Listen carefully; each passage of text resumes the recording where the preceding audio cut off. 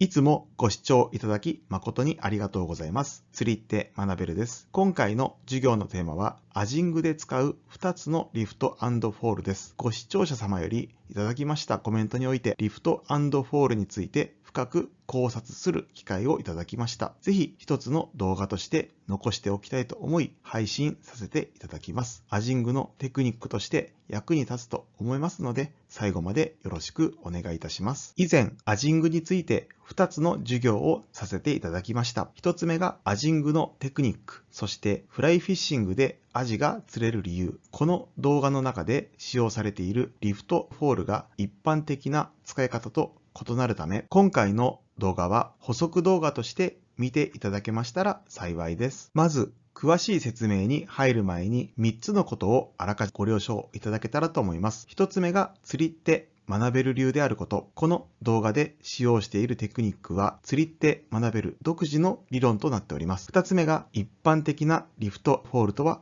異なります。他の動画や釣り雑誌などで使用されているリフト&フォールとは表現が異なる場合がございます。3つ目が視点が魚目線であること。釣りって学べるは魚の気持ちになっての考え方や視点で取り組んでおります。それでは本題に入らせていただきます。防波堤からアジングをしています。キャストをしてカウントダウンをしています。ジグタンが深く沈んでいきました。この状態からロッドを上げるとジグタンはどのような動きをするでしょうか？正解です。ロッドを上げた分、ラインの軌道に沿ってジグタンが移動します。より具体的に言うと、釣り人がジグタンより上にいるため、ジグタンは前進と同時に上昇します。それでは、魚からの視点ではどのように見えているでしょうか？釣り人が少しだけと思って、ロッド30センチ程度しか上げてなくても、魚からの視点では一瞬に視界から消えるほど高く移動していると思います。人間で例えると目の前にあったご飯が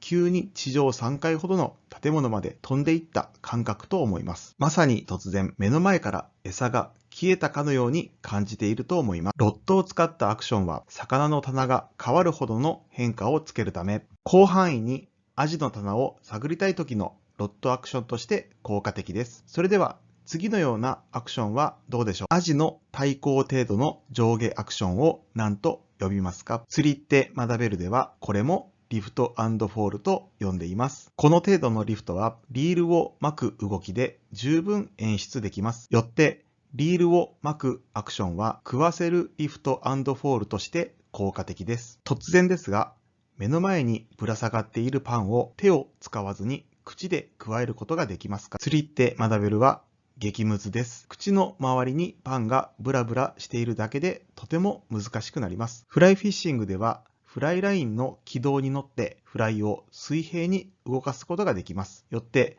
ナチュラルな魚の動きを演出することができます。そのためパン食い競争のように目の前で餌がブラブラしないので、アジの棚に入ればいとも簡単に釣ることができます。最後にまとめです。一つ目が棚を探りたければロッドでリフト。アジの棚が定まっていないときはロッドを使ったリフト&フォールで探っていきましょう。二つ目が食わせたければリールでリフト。アジの棚がはっきり分かったなら、あとは食わせるのみです。リールを使ったリフト&フォールで確実に釣っていきましょう。今回の動画がアジングの超過アップの手助けに少しでもなれば幸いです。最後までご視聴ありがとうございました。釣りって学べる。